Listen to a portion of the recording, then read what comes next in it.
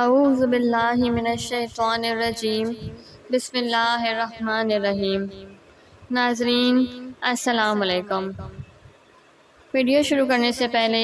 میری آپ تمام لوگوں سے گزارش ہے کہ ایک مرتبہ محبت اور عقیدت کے ساتھ سرکار دو جہاں صلی اللہ تعالیٰ علیہ وآلہ وسلم کی ذات بابرکت پہ درود پاک کا تحفہ پیش کر دیجیے۔ اللہم صلی علی محمد وعلی آل محمد کما صلیت علی ابراہیم وعلی آل ابراہیم انک حمید مجید۔ اللہم بارک علی محمد وعلی آل محمد کما بارکت علی ابراہیم وعلی آل ابراہیم انک حمید مجید۔ حضور صلی اللہ علیہ وآلہ وسلم کے خطبات۔ نبی و رسول چونکہ دین کے داعی اور شریعت و ملت کے مبلغ ہوتے ہیں اور تعلیم شریعت اور تلقین دین کا بہترین ذریعہ خطبہ اور وعظ ہی ہے، اس لیے ہر نبی و رسول کا خطیب اور واعظ ہونا ضروریات و لوازم نبوت میں سے ہے۔ یہی وجہ ہے کہ جب اللہ تعالیٰ نے حضرت موسیٰ علیہ السلام کو اپنی رسالت سے سرفراز فرما کر فرعون کے پاس بھیجا تو حضرت موسیٰ علیہ السلام نے اس وقت یہ دعا مانگی کہ اے میرے رب، میرا سینہ کھول دے، میرے لیے میرا کام آسان کر اور میری زبان کی گرہ کھول دے کہ وہ لوگ میری بات سمجھیں۔ حضور اقدس صلی اللہ علیہ وآلہ وسلم چونکہ تمام رسولوں کے سردار اور سب نبیوں کے خاتم ہیں، اس لیے خداوند قدوس نے آپ کو کتابت و تقریر میں ایسا بے مثال کمال عطا فرمایا کہ آپ صلی اللہ علیہ وآلہ وسلم تمام عرب میں سب سے بڑھ کر فصیح ہوئے اور آپ کو جوم القلم کا معجزہ بخشا گیا کہ آپ کی زبان مبارک سے نکلے ہوئے ایک ایک لفظ میں معنی و مطلب کا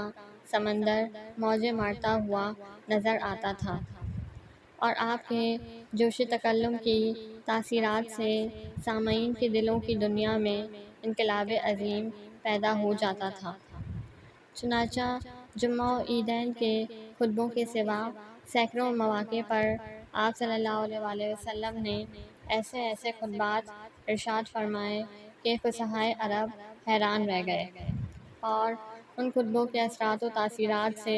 بڑے بڑے سنگ دلوں کے دل موم کی طرح پگھل گئے۔ چنانچہ حضرت عبداللہ بن عمر رضی اللہ تعالیٰ عنہ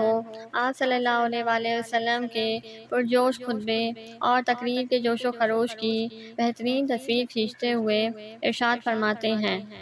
کہ میں نے حضور صلی اللہ علیہ وآلہ وسلم کو منبر پر خطبہ دیتے سنا۔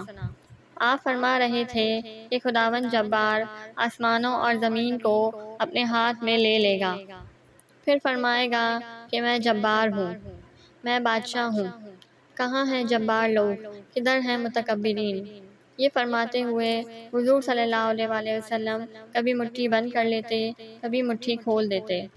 اور آپ کا جسم اقدس جوش میں کبھی دائیں کبھی بائیں جھک جھک جاتا، یہاں تک کہ میں نے یہ دیکھا کہ منبر کا نچلا حصہ بھی اس قدر ہل رہا تھا کہ میں اپنے دل میں یہ کہنے لگا کہ کہیں یہ منبر آپ صلی اللہ علیہ وآلہ وسلم کو لے کر گر تو نہیں پڑے گا۔ آپ صلی اللہ علیہ وآلہ وسلم نے منبر پر، زمین پر، اونٹ کی پیٹھ پر کھڑے ہو کر جیسا موقع پیش آیا خطبہ دیا ہے۔ کبھی کبھی آپ صلی اللہ علیہ وآلہ وسلم نے طویل خطبات بھی دیے ہیں، لیکن عام طور پر آپ کے خطبات بہت مختصر مگر جامع ہوتے تھے۔ میدان جنگ میں آپ صلی اللہ علیہ وآلہ وسلم کمان پر ٹیک لگا کر خطبہ ارشاد فرماتے اور مسجدوں میں جمعے کا خطبہ پڑھتے وقت دست مبارک میں عصا ہوتا تھا۔ سبحان اللہ۔ وآخر دعوانا ان الحمد للہ رب العالمین۔